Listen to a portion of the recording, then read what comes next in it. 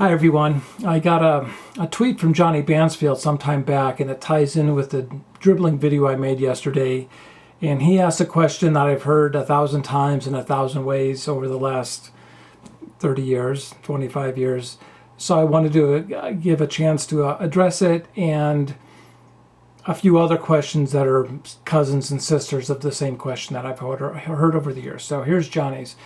Dribbling, dribbling seems to assume people are open at all times, that poaches don't exist, and that statistical inevitability of miscues and errors due to the high number of passes with low visual processing time won't happen.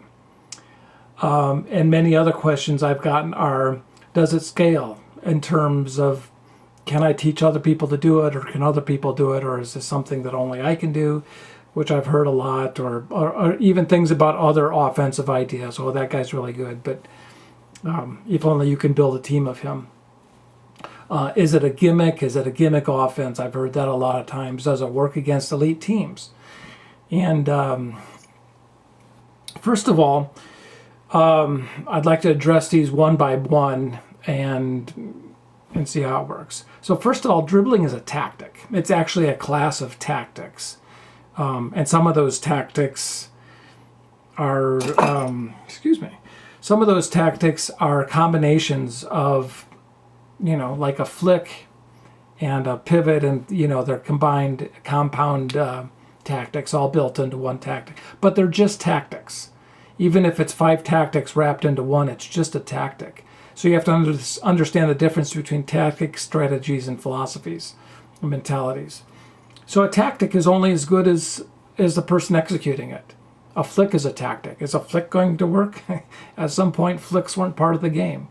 Scoobers, those started, 25 years ago? They didn't exist before then, and people started throwing them. I started the backhand lift back in 1982. I heard it for 10 years. I invented that throw. And people said, well, is that going to work against elite teams? Now it's one of the best throws in the game. So there's always that question, is this going to work? It's up to the person executing it. It's just a tactic. So think about it like that. Is it going to work in your offense? That's a strategic question. Will it work in a zone offense? It could. That's just depending on how it's being deployed and implemented. But so that's first things first. The assumption isn't that people are going to be open at all times. That's a misnomer. There's 2 laws that are applicable here. First one comes from marketing that I like to use. In marketing, there's this rule of thumb that customer acquisition costs cost 5 times more than customer retention cost. So in ultimate, I like to say that separation, acquisition of separation costs 5 times more than retaining or maintaining separation. So that, sure, in any offensive set, you're going to have to make an in cut or do something else to get the motion happening. What no other team does really well that I've ever seen at any level is once they've created a situation where there's separation, and there's a couple videos on my channel that show this from a few years ago from Ring of Fire at Chesapeake. And you can see in those videos the tremendous amount of separation and advantage that gets created, but it's short-lived. They tend to just give it back right away. It's what I used to say, take the hill, give back the hill. It's just constant struggle. Okay, we got to do this thing, and we're going to muscle up against this other team, and we're going to create a completion, and we're going to start all over. So in the motion offense and then dribbling, you're looking for a way to get the motion established. Sometimes there's a guy open in offense, and you can just start off with a dribble. Sometimes you have to run a play to get the dribbling running. The other equation I like to use is Newton's first law of motion, which is a body at rest tends to stay at rest, and a body in motion tends to stay in motion, which is saying the same thing. Basically, that you want to get, once you've got the motion established, do everything in your power to maintain that motion, because it's a tremendous advantage you have over the defense. The first law of the motion offense is to throw back to Frank. That's a joke. Does it work against elite teams?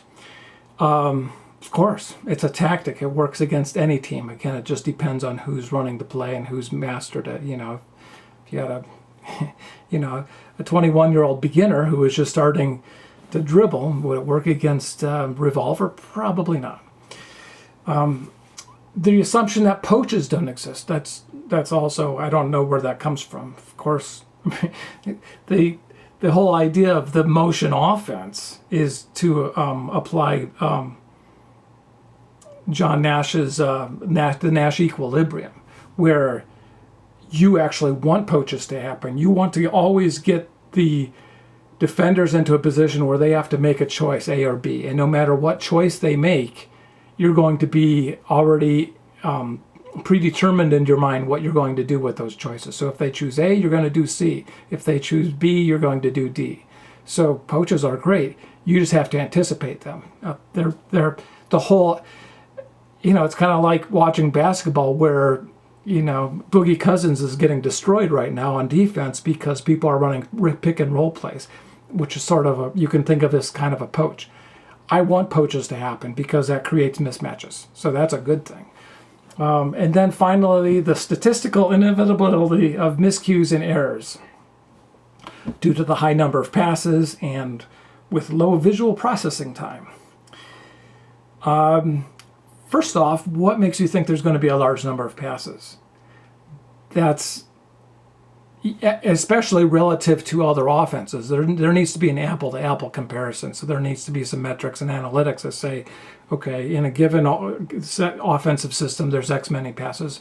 But I run a lot of plays where we're dribbling for, 5 or 6, a sequence of 5 or 6 dribbles, a couple play action passes, maybe a counter play, a misdirection play. And after all that, there's a score. So you can have in the motion offense and dribbling, many, many scores that are under 10 throws. That's not a thing at all.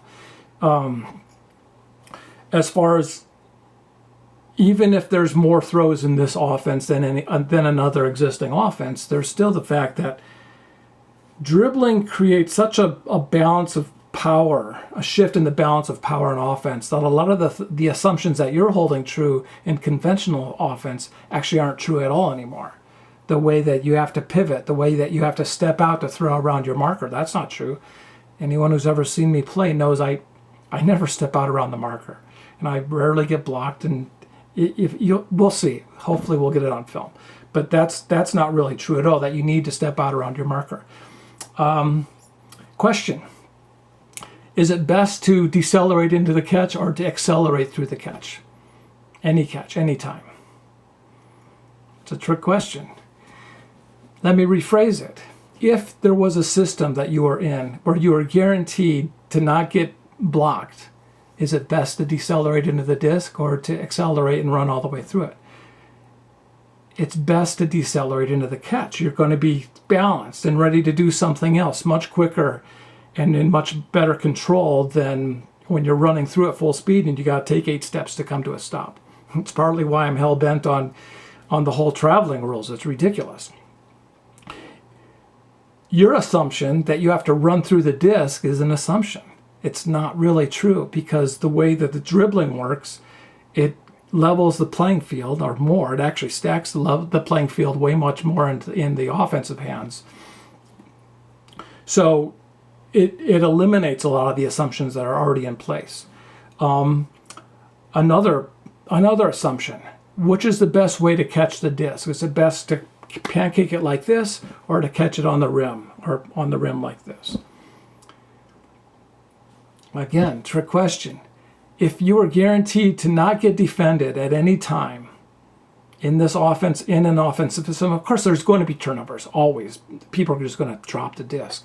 But if you are basically guaranteed a system where you weren't going to get blocked by the defense, is it better to catch like this or to catch with throwing grip? So as soon as you catch it, you're already in a position where you can throw. Hands down. I mean, that's just common sense. It's better to catch the disc like this. In the system with the motion offense and dribbling, you're already in a position where the defense can't block the disc by definition, because as a point guard, I'm not going to throw the disc to somebody who I know I can't get the disc back from them and they can't catch with the throwing grips, like on the rims like this, and where I can't decelerate into the catch. So the system itself is predicated on decelerating into the catch and catching the disc properly. And when you do all that and you get away from stepping out to throw around the disc, your throwing mechanics are better, your balance is better, the throws are better. So the offense's fundamentals are much stronger. So you're going, even though there are more throws than a conventional offense, they're much higher percentage because mechanically, fundamentally, they're more sound throws.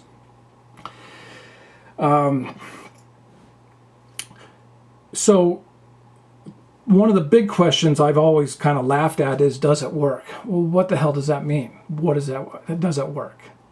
You know, you can throw a you can throw a butterfly guts throw for a score, and it'll work. It'll counts for a point. Does it? You know, is there some way of measuring what working actually means? What does that mean? 9 out of 10 times, upwind, downwind, crosswind. I mean, there's got to be some metric for defining what works before we ask if something works. That said, also, what is working? In other words, dribbling works in all situations, in all offenses, against all defenses all the time, every time. Because dribbling isn't about completion. It's not about scoring. It's about dictating tempo. It's about applying pressure. So when I'm pivoting and I've got the disc in my hands before I've run a dribble, I'm putting all kinds of pressure all the time, and I haven't done anything. You know, I mean, get my point? Like, the disc hasn't even left my hand, and dribbling is working. And it works all the time, and if that's what you call working. So that's that. The low visual processing time.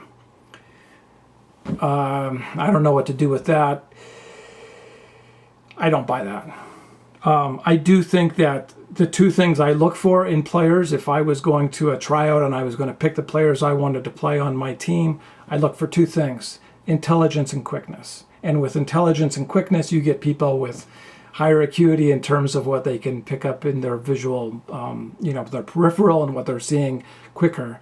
They can catch the disc and release it quicker. I mean, that's just a big thing. So that comes with player personnel in picking the team that suits you. So I hope that answers your questions.